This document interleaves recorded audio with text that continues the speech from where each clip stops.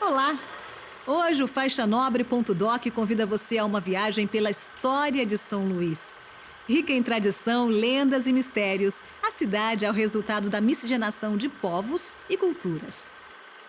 Mas a ilha que abrigou indígenas, africanos, franceses, portugueses e holandeses, em certa época de sua história, lá pelo final do século XIX, não conseguiu acompanhar a competição e os avanços da Revolução Industrial.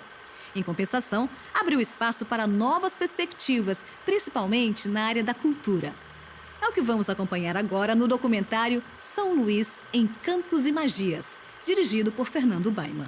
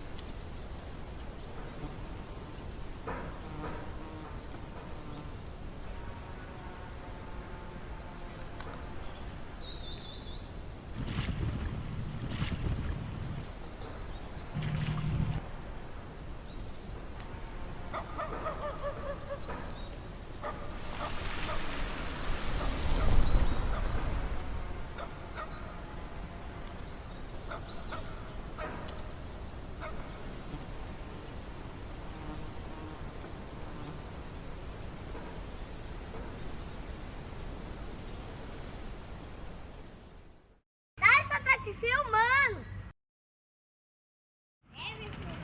Deixa eu subir pra ti, Isaac. Olha onde.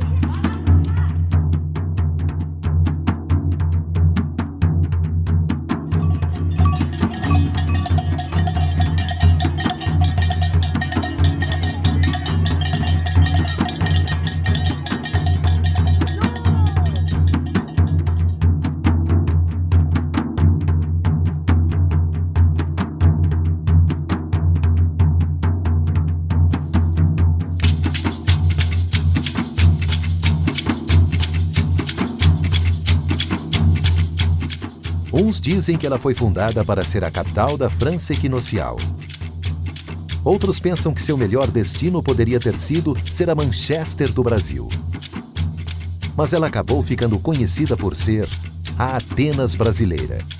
Chamada de Cidade dos Azulejos e Ilha do Amor, tem entre suas glórias a honra de ser cidade patrimônio da humanidade.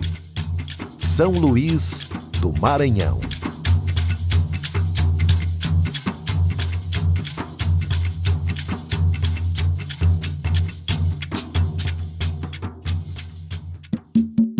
Disputada por franceses, holandeses e portugueses, São Luís nasceu como uma cidade fortificada, um porto seguro para as rotas mercantis que garantissem a posse de uma colônia na região mais longínqua desse mundo tão recentemente descoberto e ainda pouco explorado no início do século XVII.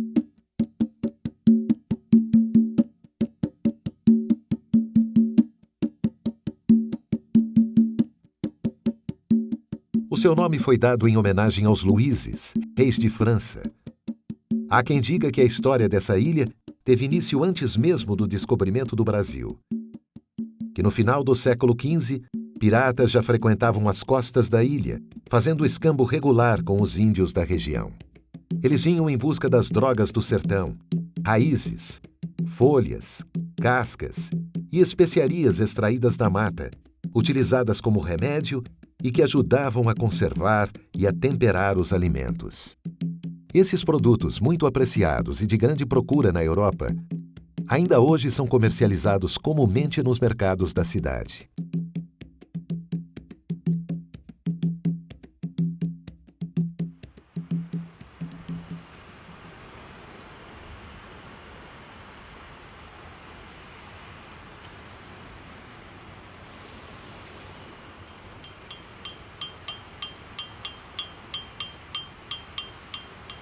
Na extrema de uma falésia, onde se encontram os seus dois maiores rios, o Anil e o Bacanga, estrategicamente os franceses trataram de erguer primeiro uma paliçada defensável, depois um forte, que daria origem à cidade.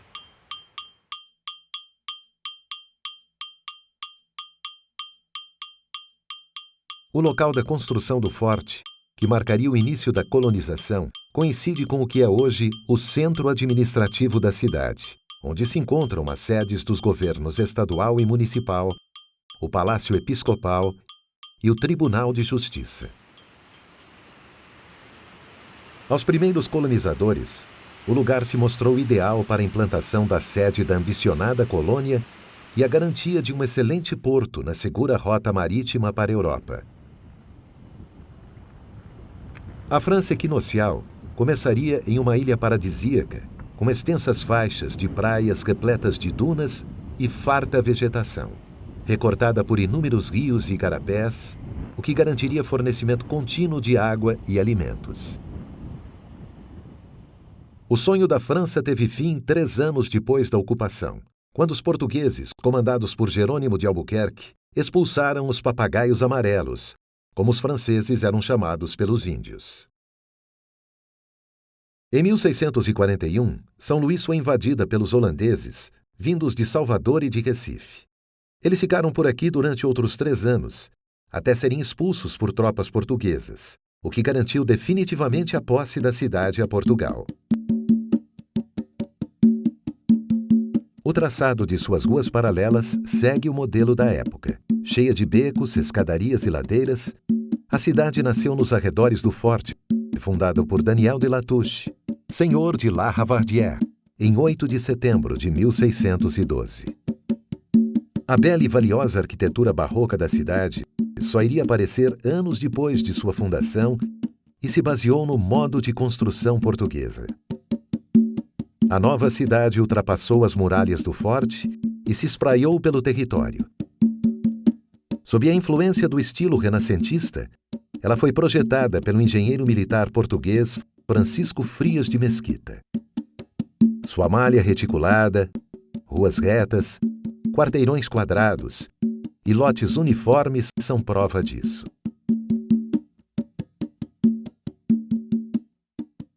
Sempre mantendo uma relação muito estreita com o mar, o planejamento de São Luís não perdeu a preocupação com novas invasões. Tanto que na atual Ponta da Areia, foi construído no século XVII o Forte de Santo Antônio da Barra, e anos depois, no que é hoje o bairro de São Marcos, um fortim que levou o nome deste santo evangelista. Foram 2 os períodos de maior crescimento urbanístico da cidade. No final do século XVIII, estimulado pelas exportações de algodão e açúcar, tendo influência direta do Marquês de Pombal e inspirada na reconstrução de Lisboa, destruída por um terremoto em 1755. Outro, em meados do século XX, resultado do importante trabalho realizado pelo prefeito Haroldo Tavares.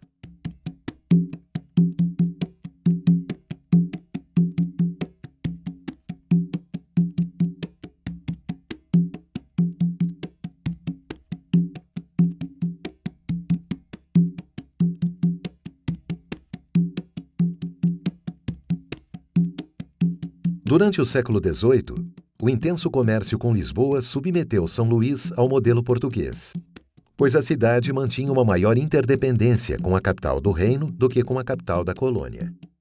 Surgiu nesse período o bairro da Praia Grande, sua primeira zona portuária. Nele se estabeleceu o mercado comercial da região.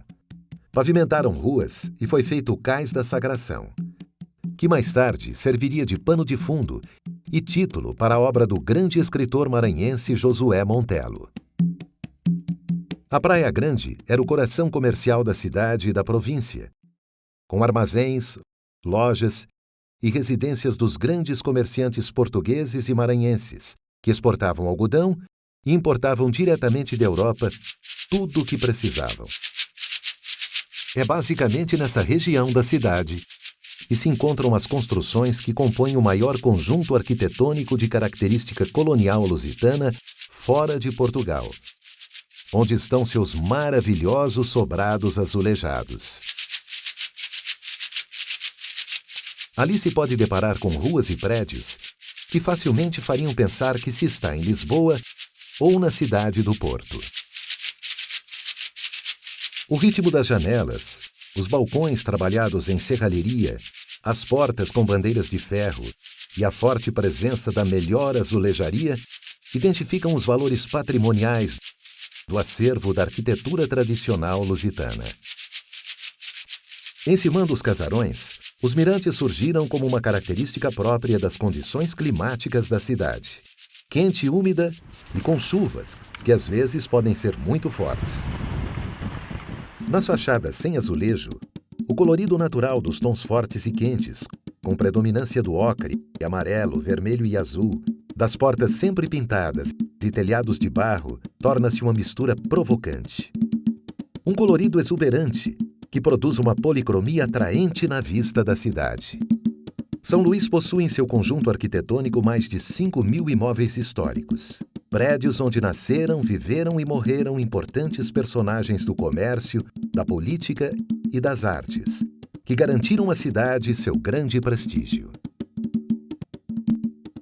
A manutenção desse traçado e de seu casario, quase inalterados nos últimos 400 anos, foi um dos fatores preponderantes para que São Luís recebesse, em 1997, o título de Cidade Patrimônio da Humanidade, concedido pela Unesco. São Luís entrou para a história do Brasil como a única capital que não foi fundada pelos portugueses, mas, curiosamente, se transformou na capital mais lusitana do Brasil. Alavancada pela forte industrialização têxtil do fim do século XIX, a cidade contou com importantes melhorias, como o aumento da quantidade de ruas pavimentadas e de praças públicas. A São Luís republicana tentou se tornar industrial, investindo em fábricas e infraestrutura urbana. O Parque Fabril, instalado na cidade nessa época, fez do Maranhão o terceiro estado mais industrializado do país. Mas não resistiu à competição profissional, à constante evolução tecnológica e ao endividamento. Suas instalações físicas podem ser encontradas em estado de ruína ou transformadas em escolas ou centros de venda de artesanato. Nada restou das fábricas que fizeram com que alguns sonhassem que a cidade um dia pudesse ser conhecida como a Manchester brasileira. Além de sua bela paisagem arquitetônica, existe em São Luís outra paisagem que a define de forma exemplar: a paisagem cultural. Composta por elementos próprios, resultantes dos costumes trazidos por levas de imigrantes que por aqui chegaram, a cultura da cidade tem sua primeira raiz nos índios, encontrados pelos primeiros brancos que aqui aportaram. Tupinambás, originários do sudeste brasileiro, que migraram de lá até encontrar na ilha de Upaum-Açu, como eles a chamavam, um lar. Depois foi a vez do europeu, neste caso franceses, holandeses e portugueses. Francos e flamengos passaram apenas o tempo suficiente para uma citação histórica. Já os portugueses marcariam com sua língua, usos e costumes, religião e manifestações populares as características culturais da cidade e de sua gente. Há ainda uma terceira etnia determinante do tipo de gente, do tipo de cultura, que iria ser a cultura ludovicense e, consequentemente, a maranhense: os negros. As raças envolvidas nesse caldeirão étnico chamado Brasil contribuíram para que ele fosse o que é, o país mais miscigenado do mundo. Nesse sentido, soma-se ao índio nativo da terra o branco aventureiro, que por vontade própria veio da Europa, e o negro, vindo escravizado da África. Provenientes de Angola, Moçambique, de toda a África portuguesa, trouxeram para essa mistura, bem como fizeram em todo o Brasil, o tempero que deu ao povo de São Luís a liga para fazê-lo forte, alegre e dançante. Em São Luís, essa mistura se mostra muito mais claramente em sua riquíssima cultura popular, que entrelaça as três culturas originais em uma, que a soma e multiplica, formando um caleidoscópio de luzes, de sons e sabores únicos.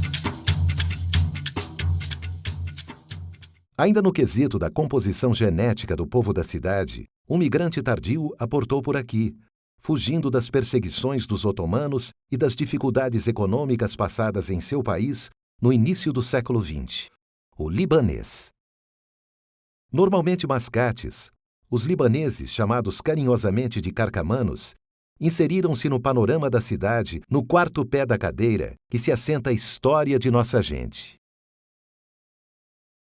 Os valores miscigenados por brancos e europeus, negros, africanos, árabes e gentios da terra, resultando na beleza do artesanato, na rica culinária, nas manifestações folclóricas e na literatura e em suas artes, são a maior riqueza da cidade. Junte-se a isso uma intensa herança cultural, legado de uma geração de intelectuais em que se destacaram como humanistas, poetas, escritores, filólogos, teatrólogos, historiadores e jornalistas. Homens de letras e de pensamentos que contribuíram para o culto de uma sociedade instruída e que renderam a São Luís o codinome de Atenas brasileira.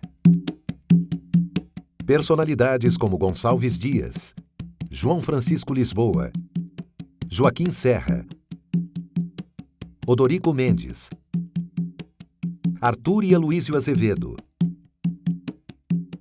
Gomes de Souza, Sousandrade, Raimundo Correia, Coelho Neto e Humberto de Campos são apenas alguns dentre os nomes que fizeram São Luís ser reconhecida como cidade celeiro de grandes vultos da cultura brasileira.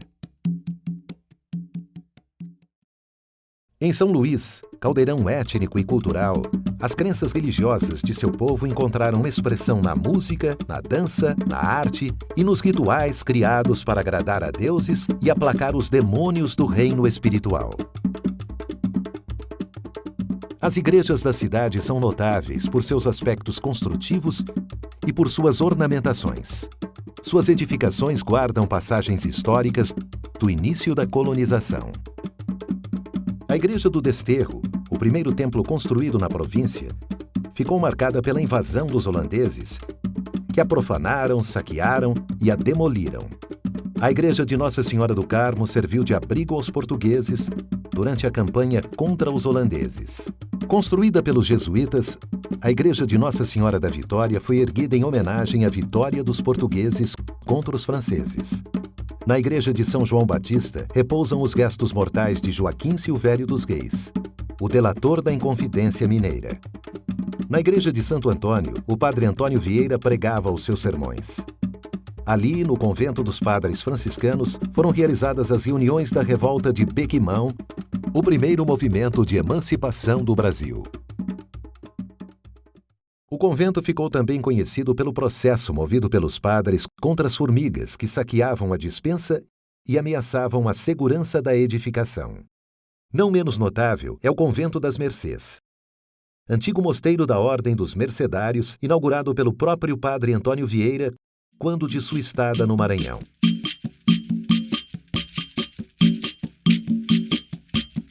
A despeito dos cuidados dos jesuítas, capuchinhos, carmelitas, franciscanos e mercedários, a fé do negro escravo se difundiu por toda a ilha. Nos terreiros de Cura, Pagelança e Terecô, escravos e gentios se uniram em reverência aos seus deuses. Caboclos e encantados, originários das matas, somaram-se às entidades reais portuguesas, francesas, turcas e da longínqua Mãe África. Tornaram-se os donos do lugar, sincretizados e festejados muitas das vezes em conjunto com os santos católicos.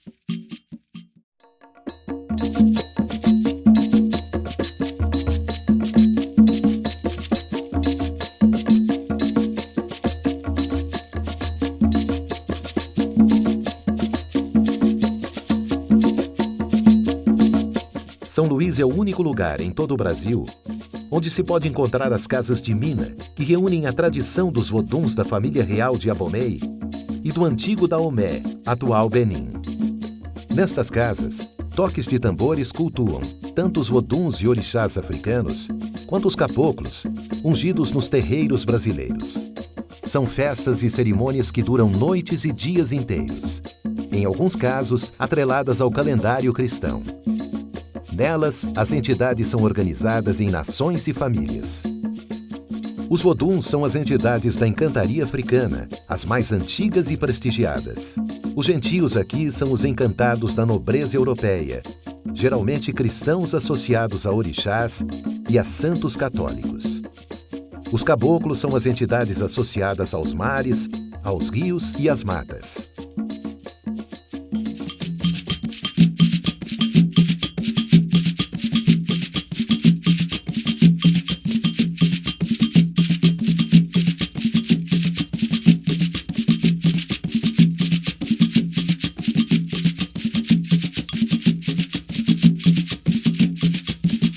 Nos rituais de Mina, não são raros os participantes que entram em transe com os índios, caboclos surrupiras, botos, fulupas ou outros encantados. O transe é um estado alterado, como a hipnose, quando os espíritos dos encantados se apossam dos médiuns e entram em contato direto com o mundo espiritual.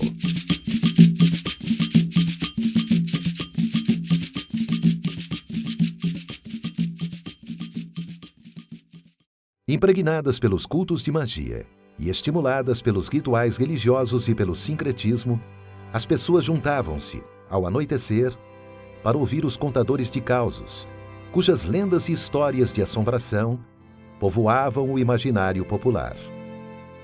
Uma delas profetiza o fim da ilha, onde está assentada a cidade. Segundo essa lenda, uma grande serpente habita os vários túneis que cortam o subsolo de São Luís. A origem destes túneis ainda desperta controvérsias entre os estudiosos e a população. Para alguns, não passam de tradicionais sistemas de escoamento de águas pluviais. Para outros, seriam rotas de fuga para padres ou vias subterrâneas de conexão entre igrejas. O imaginário popular os considera como a morada de uma grande serpente que um dia irá afundar a ilha. Alguns contam que a tal serpente se estende em sono profundo pelas entranhas da ilha. A sua cabeça estaria sob os pés de Nossa Senhora da Vitória, no altar da Igreja da Sé. O rabo nos confins do túnel, na fonte do Ribeirão. No dia em que a cabeça e o rabo se encontrarem, será o fim da ilha, que afundará no mar. Outra lenda tem origem no culto sebastianista, que ainda sobrevive no Maranhão. Dom Sebastião, rei de Portugal, teria desaparecido na Batalha de Alcácer Quibir, travada no Marrocos contra os mouros. Sempre esperando pelos súditos, o rei teria reaparecido, encantado sob a forma de um touro negro, na Praia dos Lençóis, divinizado como Vodun Chapanã. Chapanã, o rei, teria tido um breve romance com Iemanjá, a rainha dos mares. Dessa união nasceu a princesa Ina. Como pai zeloso, o rei presenteara a filha com um castelo na Praia do Boqueirão, antiga região dos Quilombos, onde foi construída a nova zona portuária de São Luís do Maranhão. A mais terrível e assombrosa lenda urbana da cidade ocorre em meio às ruas e becos do centro histórico da velha São Luís, em noites solitárias e não menos tenebrosas. Conta que uma velha senhora, Dona Ana Jansen, percorre estas ruas em uma carruagem, puxada por cavalos que soltam fogo pelas ventas. Tal senhora era uma dama muito rica e poderosa, dona de inúmeros escravos, muitos sobrados e fazendas. Diz a lenda que ela teria sido muito má com seus escravos, que muitos deles jazem emparedados ou atirados nos poços dos vários casarões de sua propriedade, espalhados pela cidade. Dona Ana Jansen, por suas maldades, teria sido condenada a vagar pelas ruas de São Luís, até que um dia alguém se apiede de sua alma e a perdoe de seus pecados. Da poderosa mistura etnológica elaborada na cidade de São Luís, do sagrado e do profano, proveniente dessas culturas, resultam as ricas manifestações culturais e artísticas desse lugar. Aqui, as festas juninas guardam um caráter de celebração muito particular em relação ao resto do país. A magia, a beleza plástica, o envolvimento apaixonado de quem participa diretamente dos rituais e das representações conferem uma atmosfera quase religiosa. São João é o santo inspirador. No mês de sua adoração, estão também outros santos que ajudam no cortejo: Santo Antônio, São Pedro e São Marçal.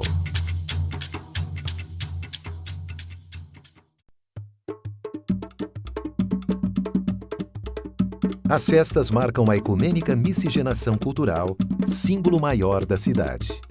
A grande ópera popular se instala e traz consigo uma grande diversidade de brincadeiras. Bumba Meu Boi, com seus muitos sotaques, tambor de crioula, cacuriá, lelê, dança do coco. Nesse painel diversificado, o Bumba Meu Boi se distingue como composição dramática que o aproxima dos autos medievais. Tem música, tem enredo, personagens alegóricos e diálogos. De longe, o Bumba Meu Boi é a manifestação cultural mais importante de São Luís.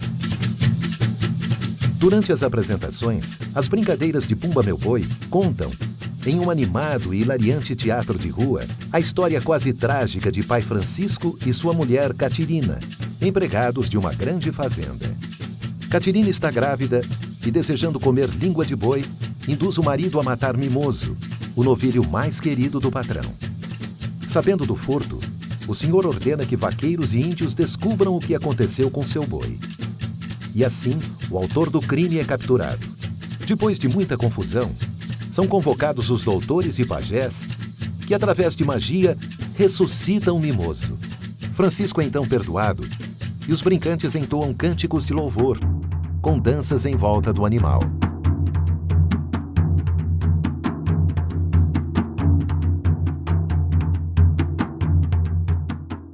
A variedade de ritmos, acompanhamentos musicais ou sotaques são o grande charme das brincadeiras de Bumba Meu Boi. Existem os sotaques de orquestra, de zabumba, de matraca ou da ilha, de Costa de Mão, de Pindaré ou da Baixada. No sotaque da ilha, a base instrumental são as matracas. Confeccionados em madeira e couro, os pandeirões são afinados a fogo e mão, o que torna indispensáveis as tradicionais fogueiras que animam as festas.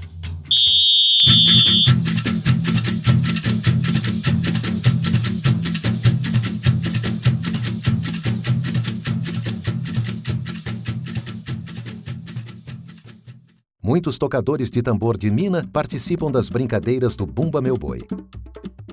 Ambos se misturam para a criação de um novo folguedo, o tambor de crioula. Sua tradição vem dos descendentes africanos. O tambor de crioula é mais uma manifestação tipicamente maranhense. Divertido e contagiante, pode ser visto em qualquer época do ano em São Luís. A temporada dos festejos juninos é uma das mais propícias para se apreciar a brincadeira. O batido dos tambores é executado por homens, enquanto as mulheres dançam em círculo, fazendo girar as suas saias rodadas de chita florida. É uma dança de sedução, sensual e excitante. A punga é quando a dançarina deixa o centro da roda e choca-se de barriga com aquele que escolheu para lhe substituir, para que esta dançarina assuma a evolução no centro da roda. Essa umbigada representa uma passagem de energia do ventre, com desejos de boa fertilidade e saúde, aos rebentos umas das outras. No início, o tambor era utilizado para a comunicação, para o treinamento da capoeira e com o tempo foi adotado para festas e brincadeiras.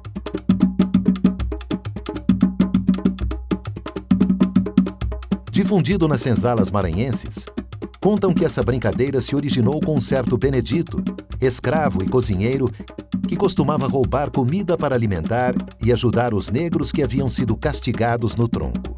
Por seus feitos corajosos, driblando feitores e senhores, depois de sua morte, Benedito foi transformado em padroeiro do tambor de crioula, e promessas são pagas para o santo de seu nome. Localizada a 2 graus da linha do Equador, São Luís encontra-se no meio do caminho entre o extremo leste e o extremo oeste da parte mais setentrional do Brasil.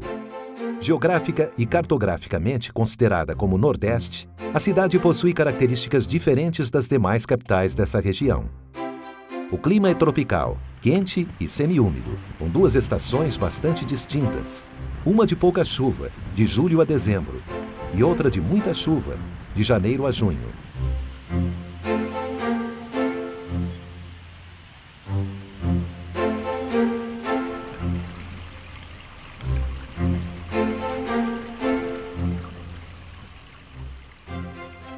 Na ilha predomina o vento nordeste, que garante temperaturas mais amenas, mesmo nos dias de forte presença do sol. Em São Luís, o tradicional e o novo se misturam. Eles precisam e desejam conviver em harmonia. A cidade vem mudando na tentativa de lidar com os congestionamentos do trânsito, poluição atmosférica e superpopulação.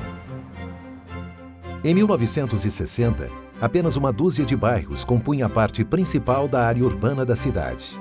A partir de 1970, esse quadro sofreu grande alteração com a construção de pontes sobre o rio Anil e de uma barragem sobre o rio Bacanga. São Luís foi integrada a um programa nacional para favorecer polos de desenvolvimento e criar novos empregos. A cidade estava sendo preparada para as transformações sociais e econômicas que visavam atrair investimentos para a região. Durante os anos 80 do século XX, 2 grandes projetos foram implantados na ilha: uma fábrica de produção de alumínio e um terminal exportador de minérios. São Luís experimentou, então, uma nova corrente migratória, agora vinda tanto do interior do estado como de outras cidades brasileiras. A cidade se expandiu de forma incrível. Ela, que tinha 350 mil habitantes em 1975, viu sua população triplicar em 40 anos. Novos bairros surgiram e o antigo projeto português, restrito ao centro histórico, se viu acrescentado a partir de grandes obras de estruturas viárias urbanas. Prédios foram construídos, avenidas foram abertas, viadutos foram projetados para facilitar o crescente trânsito de automóveis, e áreas de lazer surgiram para atender à demanda dos novos habitantes. Margens de rios e lagoas foram urbanizadas e transformadas em campos de lazer e de passeio em meio a manguezais centenários. A orla marítima ganhou uma avenida, com bares, pontos de reunião e calçadão. O centro histórico foi circundado por um anel viário para acesso e disciplina do trânsito interno. São Luís está diferente, mas mesmo que seu povo esteja vivendo em um mundo mais moderno, ele se mantém fiel às poderosas tradições que dão sentido e razão à sua cultura, maior patrimônio de um povo.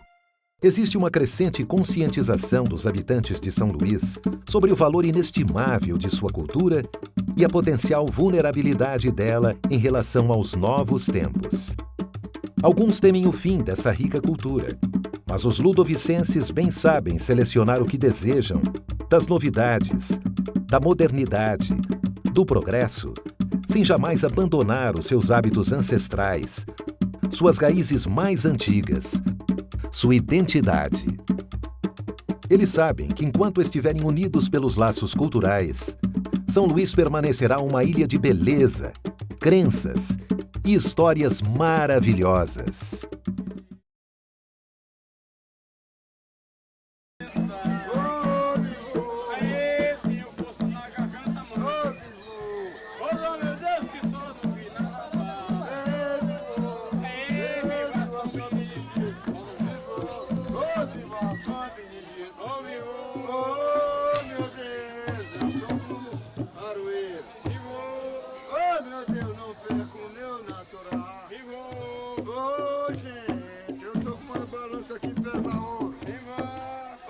Eu não posso pesamentar. Ô, viva São Benedito! Ô, meu Deus, ô, viva São Benedito! Ô, vivo!